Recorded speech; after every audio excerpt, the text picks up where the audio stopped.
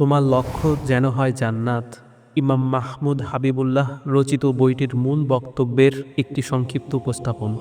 হে যুবক, এই ক্ষণস্থায়ী দুনিয়ার মোহে কি তুমি তোমার অনন্তকালের ঠিকানা ভুলে গেছো?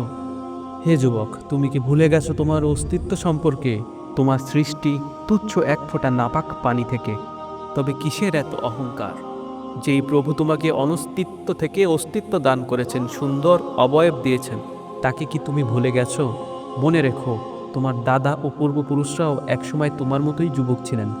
আজ তারা নেই। আল্লাহ বলেন, মানুষের উপর এমন কিছু সময় অতিবাহিত হয়েছে যখন সে উল্লেখ করার মতো কিছুই ছিল না।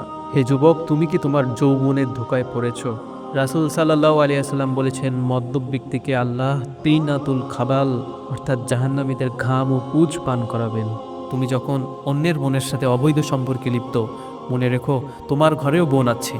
চুল কাটার স্টাইল আর দামি পোশাক নিয়ে গর্ব করো না। অতীতে এক ব্যক্তি এমন অহংকার করে হাঁটার সময় মাটির নিচে ধসে গিয়েছিল। একটু ভেবে দেখো সেই দিনের কথা, যেদিন প্রতিবেশীরা তোমাকে গরম পানি দিয়ে গোসল করাবে। তুমি চাইলেও বলতে পারবে না পানি বেশি গরম হচ্ছে। তুমি অনুভব করবে, কিন্তু কিছুই করতে পারবে না। যেই ঘর থেকে তুমি রাগান্বিত হয়ে বের হয়ে যেতে, সেই ঘরের খাটে করেই তোমাকে শেষবারের মতো বের করা হবে। কিয়ামতের দিন তোমার পিতা, মাতা, স্ত্রী ও সন্তান, যাদের জন্য তুমি ইবাদত ভুলেছিলে, সবাই তোমার থেকে পালিয়ে যাবে। হে যুবক, জাহান্নাম এক ভয়ঙ্কর অন্ধকার জগৎ। জাহান্নাম এক গভীর অন্ধকার স্থান। যদি একটি পাথর জাহান্নামে নিক্ষেপ করা হয়, তবে এর তলদেশে পৌঁছাতে 70 বছর সময় লাগবে। সেখানে তোমার কোনো সাহায্যকারী থাকবে না, কেবল চিৎকার ও হাহাকার। চামড়া জ্বলে যাওয়ার পর আবার নতুন চামড়া দেওয়া হবে, যাতে তারা বারবার শাস্তি ভোগ করতে পারে। সবচেয়ে লঘু শাস্তি, আগুনের দুটি জুতা পরানো হবে, যার তাপে মাথার মগজ টক বক করে পুড়তে থাকবে। আল্লাহ বলেন, আগুন তাদের চেহারা ঝলসিয়ে দেবে এবং তারা বীভৎস রূপ ধারণ করবে। জাহান্নামীদের খাদ্য হবে জাক্কুম, কাঁটাযুক্ত বিষাক্ত গাছ, যা পেটের ভিতর গলিত তামার মতো ফুটতে থাকবে। বিসলিন ও হামিম, ক্ষত নিঃসৃত পুজ এবং ফুটন্ত পানি, যা নাড়ি ভুড়ি গলিয়ে দেবে।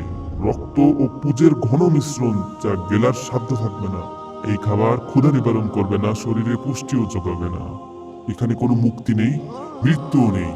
জাহান্নামীরা মালিক ফেরেশতাকে ডেকে বলবে, হে মালিক, তোমার প্রভু যেন আমাদের নিঃশেষ করে দেন, অর্থাৎ মৃত্যু দেন। উত্তরে বলা হবে, নিশ্চয়ই তোমরা এখানেই অবস্থানকারী, মৃত্যু আসবে না। সেদিন মানুষ আফসোস করে বলবে, হায়, যদি আমি মাটি হয়ে যেতাম।